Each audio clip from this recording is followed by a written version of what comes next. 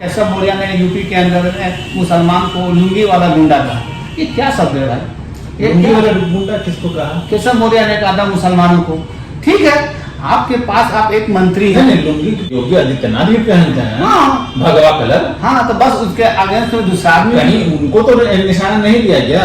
नहीं, उन्होंने खुल के कहा टोपी वाला, जालीदार टोपी वाला। अच्छा जी, ये इस बात को समझिए।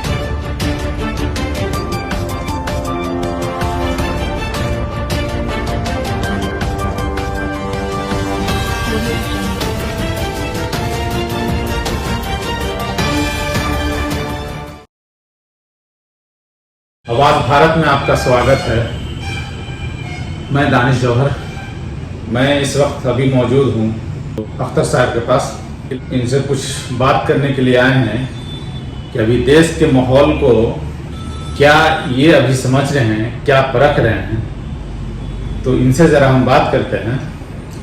हाँ सर, एक्चुअली क्या सर कि देश के जो अभी जो चल रहा है माहौल, तो इसके बारे में आप क्या बोलना चाहेंगे? ऐसी बात है कि ये देश के अंदर जो आज माहौल दिख रहा है, जो होने वाला है, हो रहा है, ये काफ़ी दयनीय है। जैसा कि आपको समझ में आ रहा है या हम लोग भी देख रहे हैं, बहुत कुछ ऐसा है कि हर जगह एक अलग नैरेटिव पेश किया जा रहा है। दो मतलब हिंदू मुसलमान एक साथ रह रहे हैं, वहाँ फिर एक गलत नफरती बातें उछाला जा रहा है, जिससे दोनों को में काफ़ी नफरत पैदा हो। बात ऐसा है कि हिंदुस्तान के अंदर ऐसा नहीं होता पहले, लेकिन जब से बीजेपी 14 के बाद आई सत्ता में, वो हर दिन हर रोज हर दिन हमेशा कुछ ना कुछ ऐसी बातें कर रहे हैं। उदाहरण के तौर पर केशव मौर्य ने यूपी के अंदर मुसलमान को लुंगी वाला गुंडा कहा।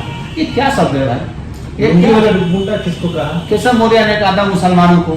ठीक है, आपके पास आप एक मंत्री हैं। नहीं, लुंगी तो योगी आदित्यनाथ भी पहनते हैं। हाँ भगवा कलर। हाँ, तो बस उसके अगेंस्ट में दूसरा आदमी कहीं उनको तो निशाना नहीं दिया गया। नहीं, उन्होंने खुल के कहा टोपी वाला, जालीदार टोपी वाला। अच्छा जी, ये इस बात को समझिए। जिस तरह से इनका नैरेटिव है कि ऐसा कहा जाए, जैसे बीजेपी कभी कभी देखते हैं कि कोई हमेशा चर्चा में रहता है, वो चर्चा में नहीं आने पर इसीलिए इस तरह का बात बुलाया जाता है उनके नेताओं से कि ताकि एक माहौल बनाया जाए। यूपी में हो गया, बिहार में भी ऐसी कोशिश की गई, बिहार के अंदर भी कोशिश किया गया, लेकिन यहाँ का मुसलमान और हिंदू यादव वगैरह सब समझदार और जानता है कि ये कुछ नहीं है, ये बाहर के लोग आए हैं जो बिहार के अंदर एक गलत नेरेटिव पैदा करना चाहते हैं। माननीय जैसे गिरिराज सिंह देखे, वो हमेशा गलत बात बोलने में या अनाप विवादित बात बोलने में माहिर है। उन्होंने कभी कह देते हैं मुसलमान को पाकिस्तान चले जाओ। सिंह कौन? वो जो चुटिया जो लगाए हुए रहते हैं वही है ना? हाँ, जो गिरिराज सिंह, उस पर भी तेजस्वी यादव तंज कस दिए हैं। हाँ। लेकिन खैर वो अलग बात है। कभी कह जाते हैं हिंदुस्तान के नहीं हो। अरे ऐसा कुछ नहीं होता है। हम आप सब कोई यहाँ मिल के रह रहे हैं। आप भी जैसे नीतीश जी जिस तरह से सरकार छोड़े, बीजेपी गिरे, लेकिन इस तरह का बात बोलकर आपसी विवाद या ऐसे तो माहौल खराब करना ये अच्छी बात नहीं है। इसी का नतीजा है कि नीतीश कुमार को बीजेपी से अलग होना पड़ा। ये साथ चल रहे थे, लेकिन इन्हें नीतीश कुमार जी तो साफ छवि के व्यक्ति हैं।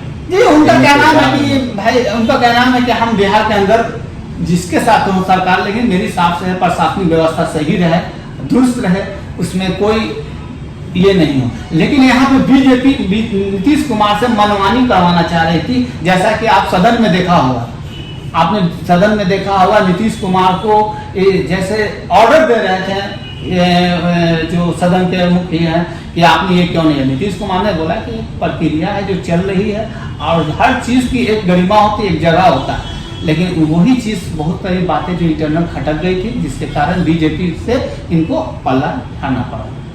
बीजेपी बार बार चाह रही थी कि ये नीतीश कुमार को अपने हाथ में लेकर कठपुतली बनाकर घुमाए, पर ऐसा होने नहीं दिया नीतीश कुमार, और वक्त रहते हुए उन्होंने तेजस्वी यादव से हाथ मिला दिया। बिहार को चलाना है, वो खूब भी जानते हैं। जिस तरह से दिल्ली के अंदर हाथ मिलाने में से क्या होगा? दिल्ली से जो आएगा वो क्या होगा? हाँ, सीबीआई और ईडी। वो सीबीआई ईडी आएगा, ठीक है, वो परेशान कर रहा है, लेकिन तेजस्वी यादव बोल रहे हैं कि हम न्योता देते हैं कि सीबीआई और ईडी जो है आगे के रहे। समझे, यहाँ ढूंढेगा तो खाली गोबरे मिलेगा।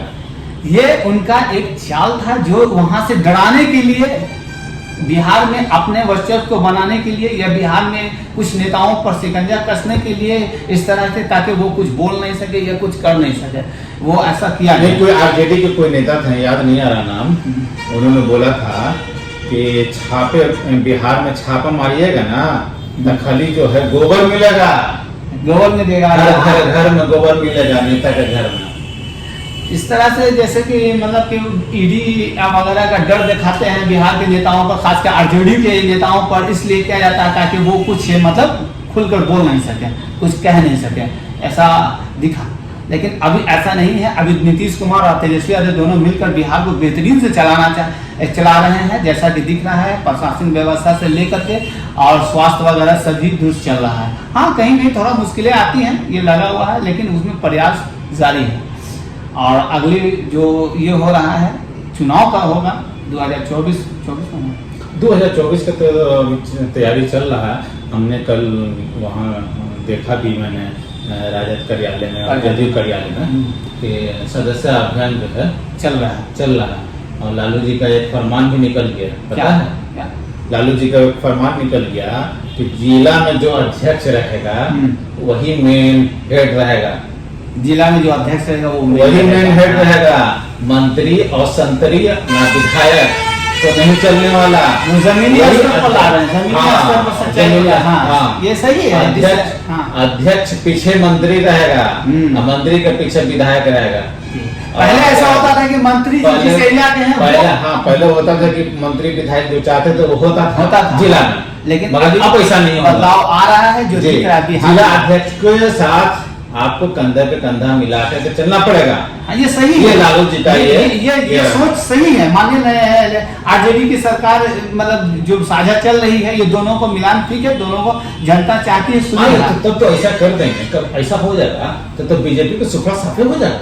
हाँ, बीजेपी जनता को क्या चाहिए? उसको आराम चाहिए, सुविधा चाहिए, सब मिल रहा है, सुरक्षा चाहिए, तो फिर वो बीजेपी और इसके चक्कर में क्यों फंसेगी? बिहार में नीतीश कुमार जी हैं, ये दोनों काफी हैं बिहार को चलाने के लिए। बस इसमें अदर पार्टी की कोई जरूरत भी नहीं है। अब भाई उस तरह के नेता को बीजेपी में कोई यहाँ सरकार लाइए और वहाँ पे कोई हिंदू मुस्लिम के धमकी दे, कोई बोले पाकिस्तान चला जाए, कोई कुछ, ऐसा क्या हो रहा है भाई? ये बिहार, ये दिल्ली नहीं है कि केजरीवाल के पीछे आप पड़े हुए हैं, उल्टा सीधा जो कर रहे हैं वो दिल्ली में ही चल पाएगा। केजरीवाल के पीछे क्यों नहीं पड़ेंगे? वो एजुकेशन क्यों करा रहे हैं फ्री में? हाँ, तो वो भी वोट बैंक की राजनीति है, वो भी अपना वोट बैंक। बीजेपी चाहती है कि पब्लिक जाहिल रहे, तो केजरीवाल क्यों पढ़ा रहे हैं? हाँ, तो बीजेपी चाह रही है, ठीक है, तो लेकिन ऐसा नहीं होता। जहाँ का स्टेट का मुख्यमंत्री है वो अपना इसमें कर रहा है। बीजेपी के चाहने ना चाहने से क्या होगा? मोदी जी को तो यही न कर रहा है। हम मोदी जी को कर रहा है, ठीक है, लेकिन उनको भी वहाँ की जनता सोच रहे ना कि फिर अनुभव कैसे होगा? लोग अनुभव होगा तो अब नहीं ना होगा। अब एजुकेशन दे दिया है, दिल्ली के अंदर बेहतरीन पढ़ाई। बिहार में भी देखिए अभी बहुत सारे स्कूलों में पढ़ाई हो रही है। चलते तो चूहा पेट में चूहा कूदक रहा है अमित शाह का और मोदी का। अमित शाह को कूदेगा क्योंकि वो चाह नहीं रहे। वो तो चाह रहे हैं कि बस किसी तरह से हिंदू मुस्लिम उल्टा सीधा करने वाला आदमी चाहिए, भीड़ में उछल कूद करना चाहिए। ये सब अब नहीं चलेगा। अब सब कुछ बदल रहा है, जैसा कि अब पारदर्शी होते चला जा रहा है। बिहार भी सुधर रहा है, ये दिख रहा है। क्या सुधर रहा है? रोड इतना खराब है और इतना डस्ट उड़ता है रोड पे, और गाड़ी का धुआं है, गाड़ी का हॉर्न है, इतना पोल्यूशन है, क्या घूम रहा है? हाँ, ये एक मेरे जानने वाले यूएसए की एक लड़की आई, गांधी मैदान में हमसे मुलाकात हुई, तो उसने भी यही बोला जो हम आपको बोल रहे हैं। हाँ, तो हो रहा है, लेकिन थोड़ा सा नेता को या थोड़ा सा यहाँ पे देखना चाहिए। रोड के लिए यहाँ वर्क होता है, लेकिन बहुत लेट लतीफ काम होता है। गड्ढा कहीं खोद दिया गया, 2-2 महीना इसी तरह चल रहा है। हाँ, थोड़ा इस पर सरकार को ध्यान देनी चाहिए, क्योंकि ये भाई पॉपुलेशन ज़्यादा है, भरा हुआ है, स्कूल के बच्चों को लेट होता है, जाम होता है। ये सब नीतीश जी को ध्यान देना चाहिए और अपने मंत्री को सख्त हिदायत दें कि वो इस पर ध्यान दें और सही समय पर पूरा करें।